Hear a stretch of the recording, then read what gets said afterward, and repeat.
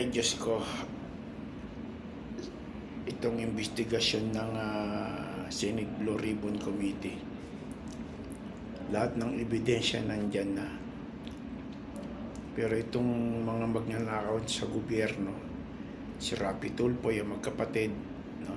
Si Lacson, si Soto, De Lima, at yung mga congresswoman ng mga magnanakaw, iba pang congressman na nakinabang sa pera ng sambayan ng Pilipino na nagpakasarap kanilang pamilya, nagdi-deny pa sila. At itong si Erwin Tulfo, mayabang, di naman abogado, wala namang pinag-aralan niyang hayop na yan. Alam mo kung magsalita, napakatalino, wala namang mga alam-alam, kaya tumakbo lang ng senador yung mga yan para lang magnakaw, no? Kayong mga lahat ng follower ng mga Tulfo, mag-unfollow na kayo. Pilipino kayo, pinanakawan tayo ng mga hayop na yan.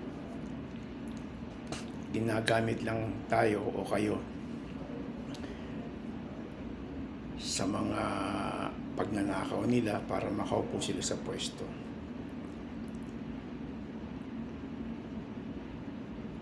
Nanggagalaiti sila sa ibinubulgar ng 18 Marines natin. Kapasalamat ako sa inyong lahat. Ganyan dapat ang mga military natin. Handang ipaglaban ng karapatan ng bawat Pilipino. Sila rin nagbabayad ng tax, ninakaw din nila ng mga hayop na to. Sana dumating ang panahon na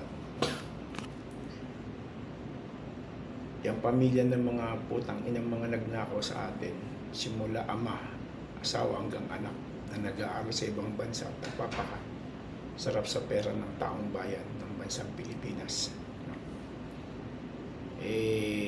Usigahan na natin yung mga yan, huwag na natin pagtagalin. Lalong-lalo na itong pamilya ni Marcos, ito si Bangag, asawa niya, anak niya, yang si Romualdez, yang si pinsan niyang Martin Romualdez, anak ni Tulfo. Lahat ng mga magnanakaw na yan, hanggang sa mga congressman. Yung 215 na congressman na nakinabang, na bumoto sa impeachment ni Sara. Talagang dapat natin lahat yan husgahan at ibalik ang lahat ng ninakaw nila. Sa susunod na mapalitan na itong hayop na bobo, tanga, animal, walang yang tao, walang kwentang Pilipino, yan si Bongbong Marcos. Sana naririnig mo to, putang ina mo, nandito ako sa Saudi Arabia. Dito ako sa Riyadh, pukin ng ina mo. Wala kang utang na loob. Wala kang kwentang tao nang pinanganak kayo mga Marcos. Lahi kayo na magnanakaw. Simula ama mo, nanay mo, ikaw, anak mo, pinsan mo, ng ina nyo. Wala kayo. Kala ko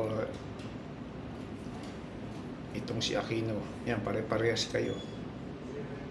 Kayong dalawa, yung pamilyang yan, mga salot sa bansa. Yun lamang po mga kababayan. Nanggagalaiti na ako sa mga hayop na ito pag nakakatamad na manood ng news. Dahil nagmamaang-maangang pa si Tulfo na Erwin Tulfo, nagmamagaling. Kala mo matalino po, tangina. Tangina mo. Magnanakaw ka, ulol, alam mo yan. Pinapakain mo sa pamilya mo galing sa pagnanakaw mo.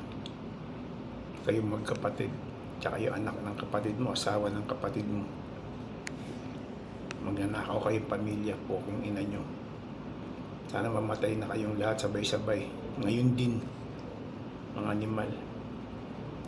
Salamat po mga kababayan. Sana makarating ito sa kanila. At huwag tayo magsawang sumuporta kay Ma'am Sara. Yan lang po ang ating talagang pag-asa. Si Ma'am Sara. Toy Diggs, sana makalaya ka natin dyan, napikada sa lahat ng mga Pilipino. Sa likod nyo kami lahat ng OFW sa buong mundo, sa Duterte family. Salamat po.